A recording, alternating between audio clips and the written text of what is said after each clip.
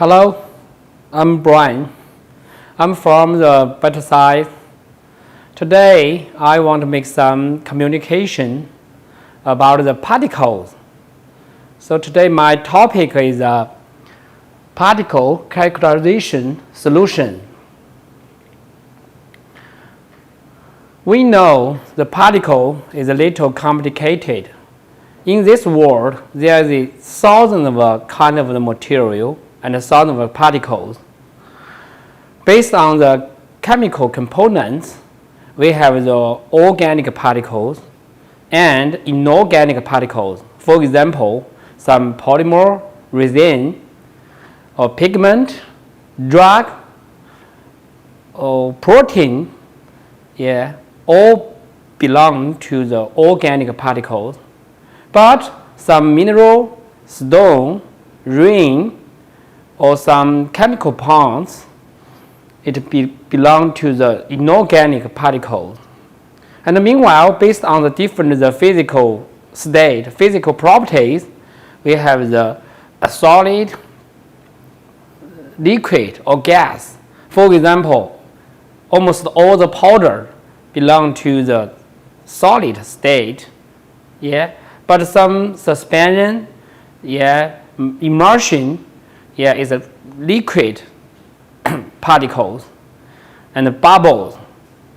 So particle has a sort of kind of particles, and the particle size is very important to the material performance and the process.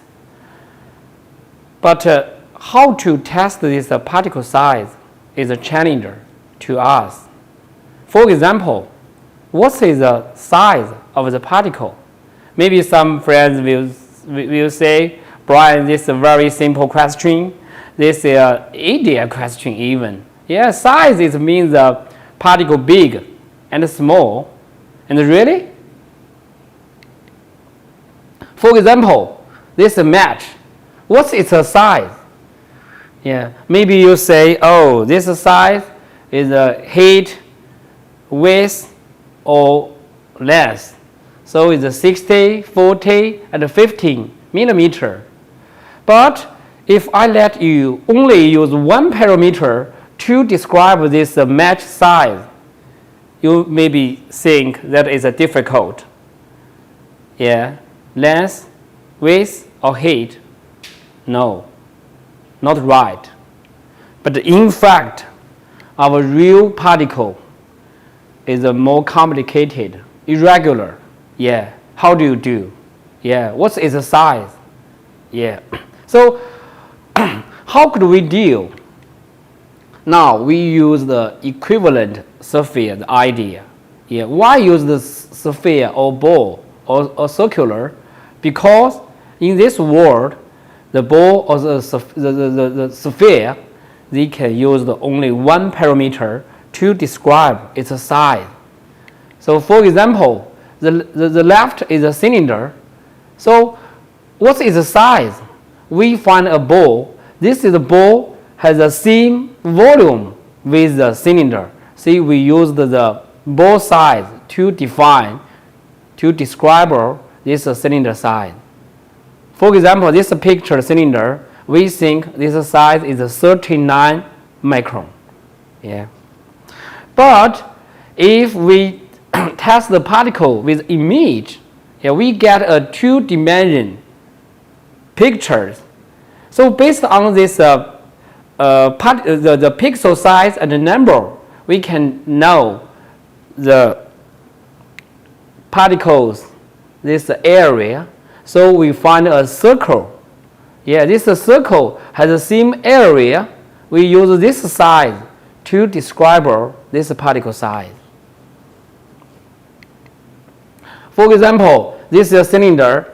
If he passed this CCD or length in this way, we will get this particle size is 26 micron. But if we followed the CCD or followed the cell in another direction or orientation, for example, in this way, we will get this particle size is 20 micron. So that's why for the image technology, the particle different the direction, different the orientation, we will get a different result. So the particle size in this world has a very wide size range. For example, protein or some surfactant the molecule, it may be several nanometer, below the 100 nanometer, some nanomaterial. But for some sand, soil, or some rain particle, it may be more than 10,000 micrometer. So for this very wide size range, we have the many method or instrument technology to test this particle size. From the long hysterization to the sieve or microscope to now very advanced, very expensive, the AFM, TEM, SEM, or for some light scattering technology. Different instrument, different technology will have different feature, different merits, and different disadvantage. But one very important idea I want to show, any instrument, it has its own merits, but meanwhile, it must have this disadvantage. For example, the sieve. Some friends will tell me, oh, Brian, sieve is a long history, very old technology. It has a low precision, low accuracy, or the bad repeatability. But I want to say how much money one sieve and how much money one laser diffraction analyzer. And meanwhile, the sieve can separate the big particle and small particle. What can you do from laser diffraction analyzer?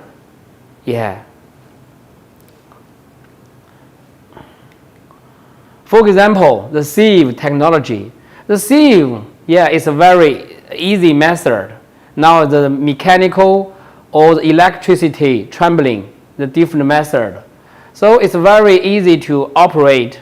But we meet a very classical question.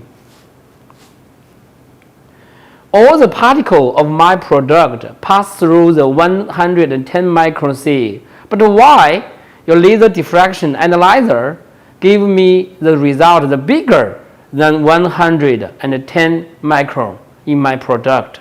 So something wrong. So what happened? For example, this is a sieve. This is a sieve hole. This is a particle like this. It can pass through the sieve. So we can say is a particle size is a 110 micron based on the sieve technology. But based on the equivalent sphere, volume equivalent, laser diffraction will give the particle size is 124 micron. But another particle, like this cylinder, it also can pass through the sieve. So we can say, based on the sieve technology, this particle size is also 110 micron. But based on the laser diffraction equivalent volume sphere, this particle size is 156 micron. So that's why usually the laser diffraction gives the particle size result bigger than the sieve. This is the reason.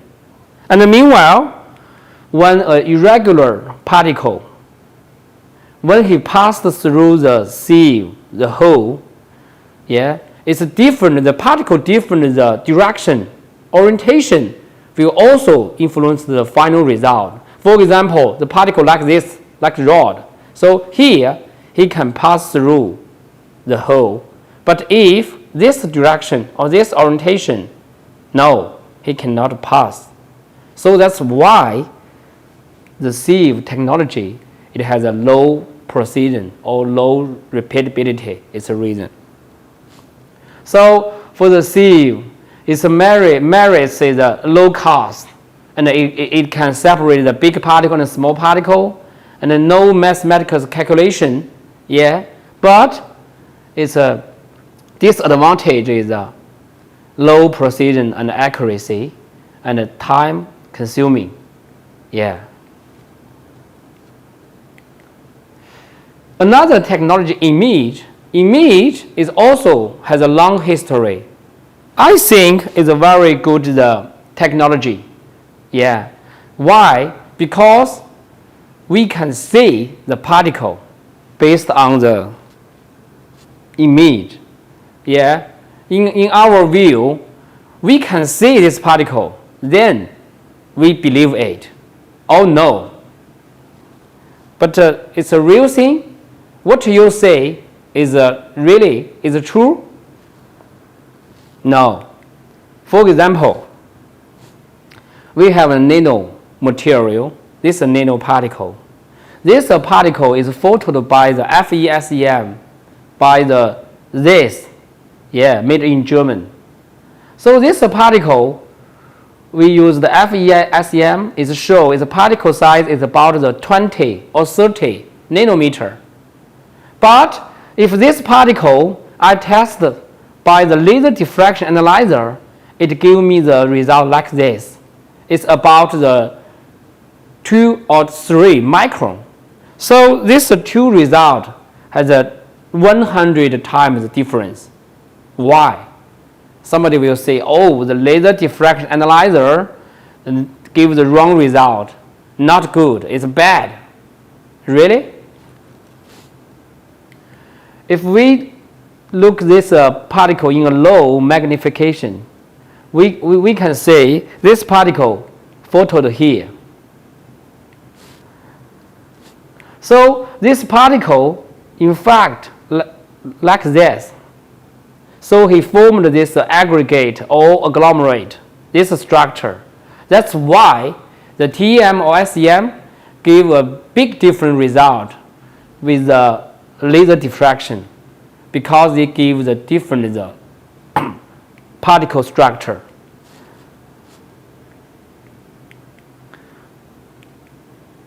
But if the same material, it will have a different process or recrystal, this particle, we can say they have no this structure, aggregate or agglomerate.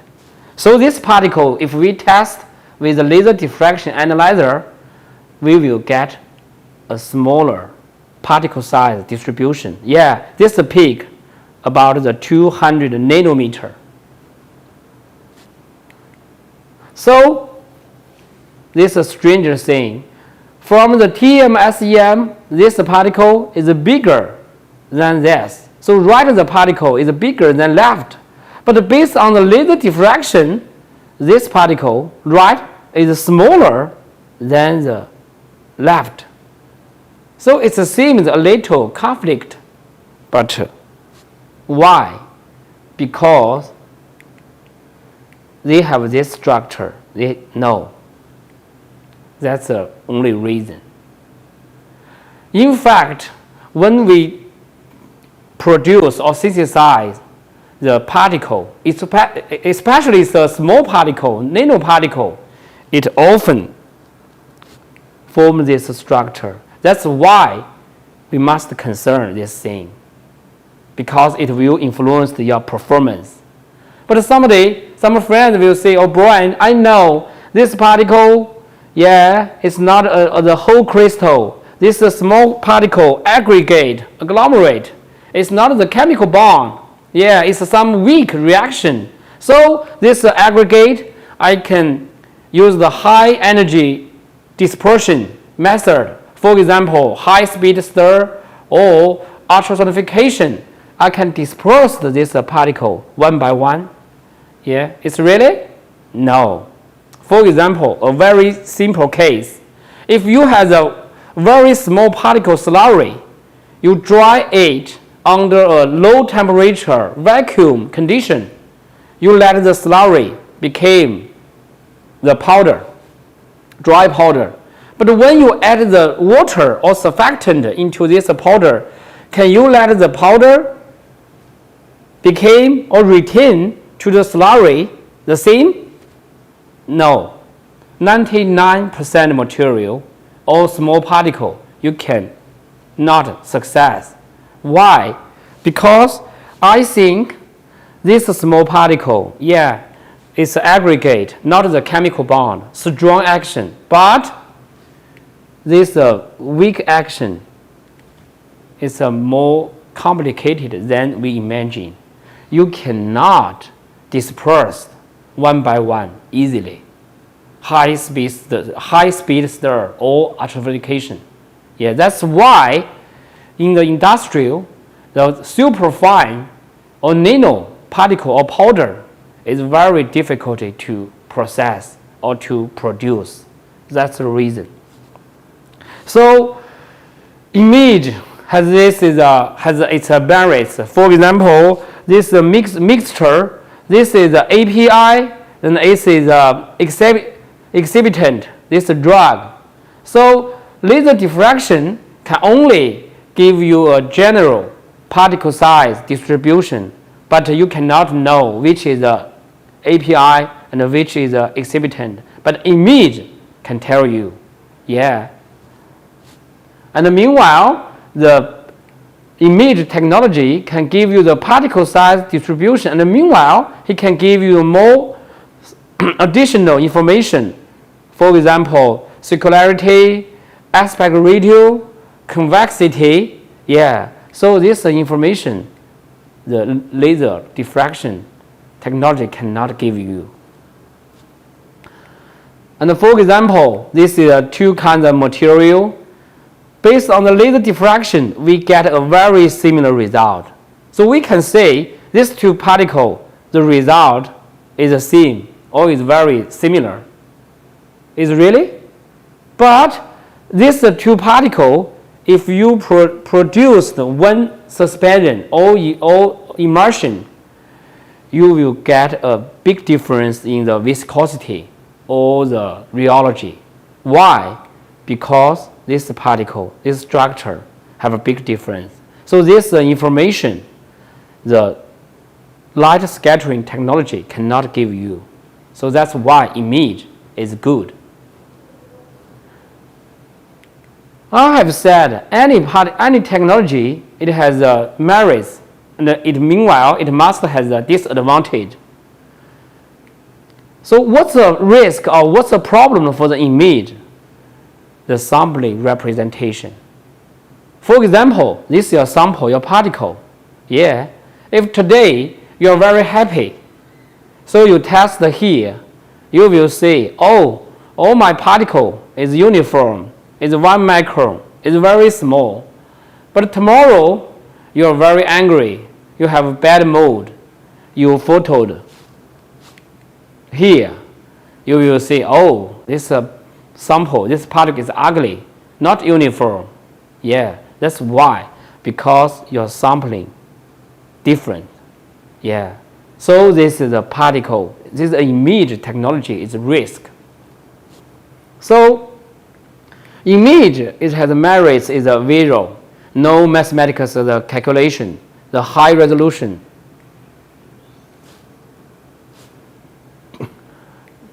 High resolution, yeah. But meanwhile, it has its disadvantage. For example, sampling representation, time consuming, or precision. Especially if I have the suspension, nanoparticle suspension, if I want to test with a TEM-SEM, it must dry. Why? Because TEM-SEM, if you want it to work, it must work in high vacuum condition. So when the suspension or immersion dry, maybe it's changed. So if I want to test the nanoparticle in suspension, in immersion, how could we do? We can use this DLS technology. So DLS technology is very popular for the nano material. So how could it work? The DLS technology is based on the Brown moment. What it means? any particle, small particle in the suspension or immersion, it will have the Brown moment. Yeah, usually, smaller particle, it will move the faster. So it's the speed of movement of this particle will be related to its size.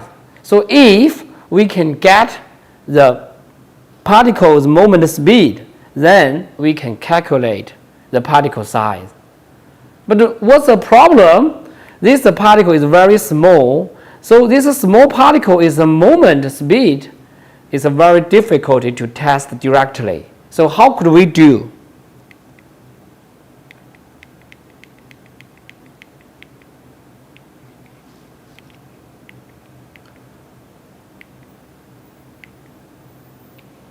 So how could we do? We use the laser, irradiate this particle. So when this particle moment, Brown moment, this scattering light intensity will fluctuate. So usually, smaller particle and move faster, this has a bigger fluctuation. So it means we can get the particle, the moment information from the light intensity fluctuation. So then we can calculate the this particle size distribution based on this Stokes-Einstein equation. So Stokes-Einstein equation, this is the base theory of DLS. So DLS is very popular for the nanomaterial, nano size, for the protein immersion, fat immersion, or organic pigment, or nano gold, or nano silver. So for this nanomaterial, for narrow particle size distribution, the DLS is a good technology.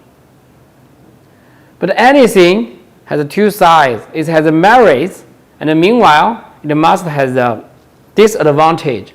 So what is the risk? We know DLS based on the particle Brown moment. But if there is some big particle in your product, what will happen? This big particle will set down, not the freely Brown moment. But set down is not the freely the Brown moment. So you calculate the result based on the settle down moment. It will get a wrong result. So if there is some big particle in your material, DLS, what will happen? Two things. One, you get a very good particle size distribution. There is no big particle, very good. But in fact, there is some big particle here, but you cannot test. So this is one risk. Another thing, when you get a final result, you will find, based on this narrow size, it has a big particle peak.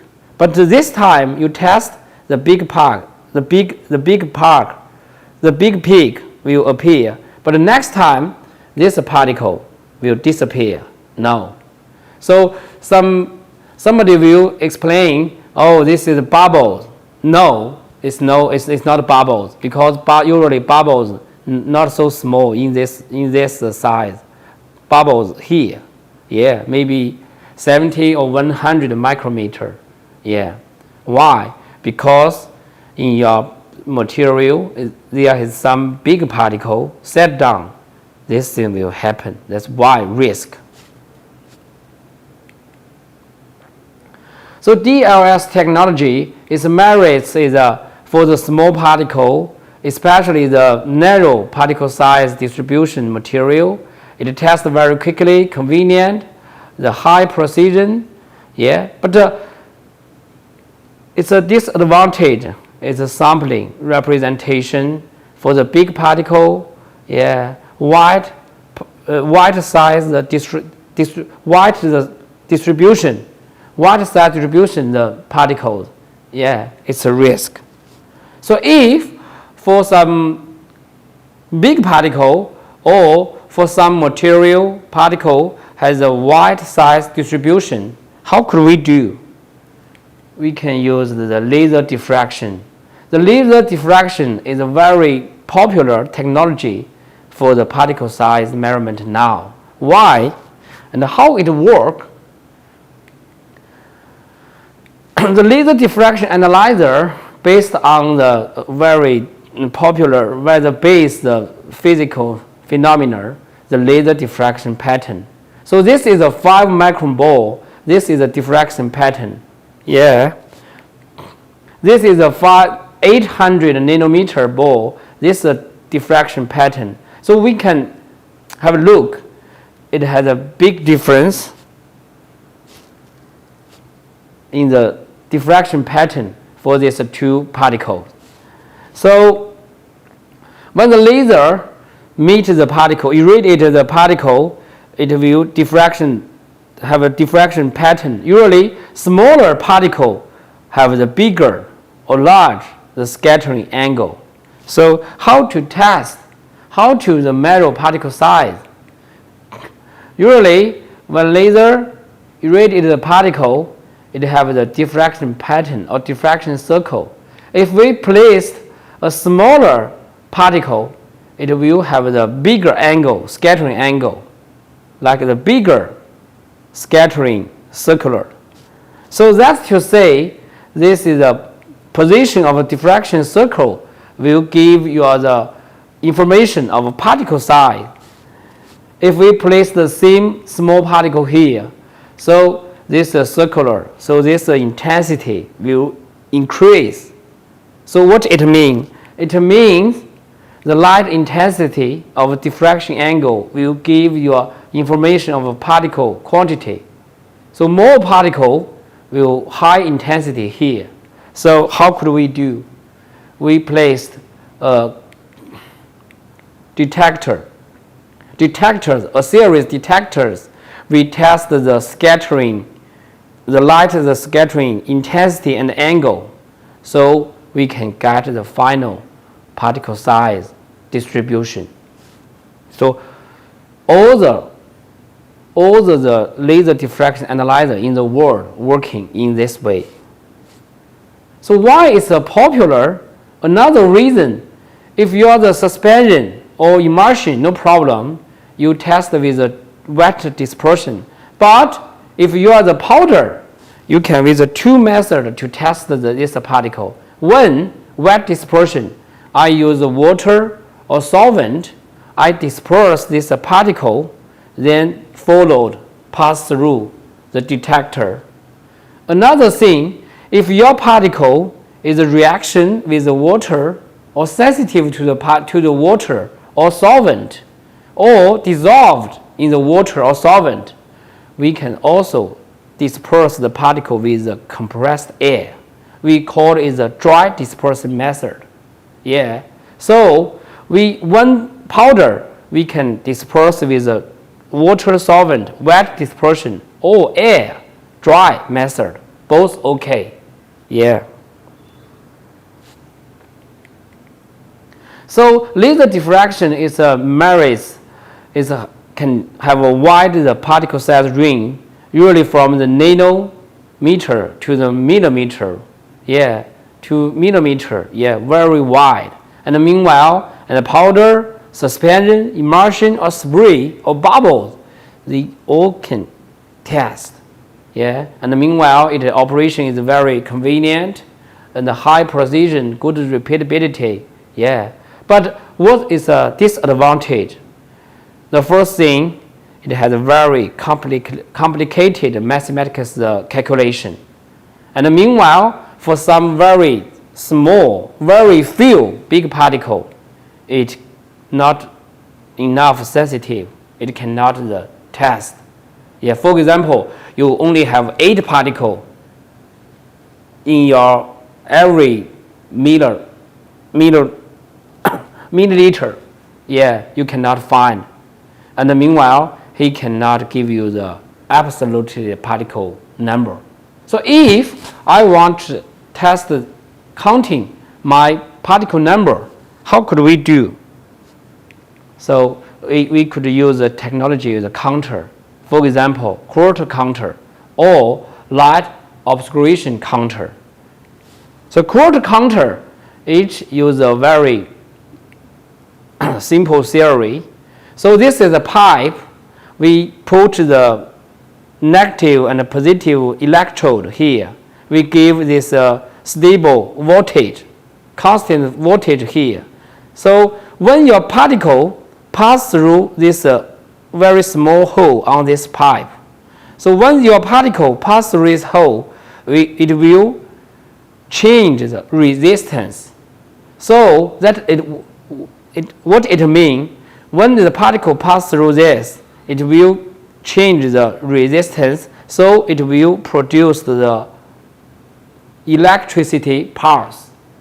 So when my particle pass through this hole, for example, I got a 200 pulse. It means you have the 200 particle pass through. And meanwhile, the bigger particle, this is a high the pulse height. So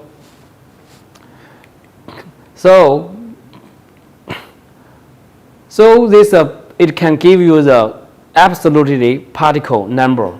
So what is the challenger? What is the key factor, key parts of the quarter counter? This is a glass pipe. This has a very small hole.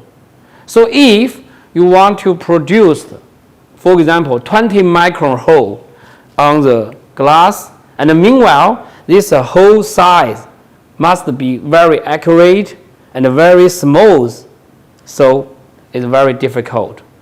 So if you want to use this technology, you must solve this problem, produce a very small hole on this pipe. Yeah. So this technology has a high resolution. Yeah. And meanwhile, many standard, for example, ASTM is standard and based on this technology. For example, the aluminum quantity or filter or some catalyst all use this standard use technology for quarter counter. But now this technology has been displaced by laser diffraction analyzer step by step. Why? For example, you can see this standard all over 20 years, very, very old. Why these things happen? Why they are displaced by the laser diffraction analyzer? Because this thing, they have many the different types of the glass pipe. So every glass pipe have a size range. So your particle have a different size. You will select the different pipe, the structure, different the hole. So it's very complicated. It means if you want to test your particle, use this technology, you will select many pipes, different size, different pipe, complicated. Yeah. And then meanwhile, if your size, your particle has a wider particle size distribution, it will terrible. Yeah. So one thing. The second thing, the particle very easy to block this hole, small hole. Maybe now the new instrument has an automatically cleaning procedure. Yeah. But once the particle blocked your hole, you must stop this test. So it's not convenient. So that's why it's displaced by other technology, step by step. So quarter counter is a high resolution and no mathematical calculation, absolute number and volume. Yeah, it's a good thing, but disadvantage and different pipe for different size, blocked thing, and sampling and operation. Yeah, this all is a problem.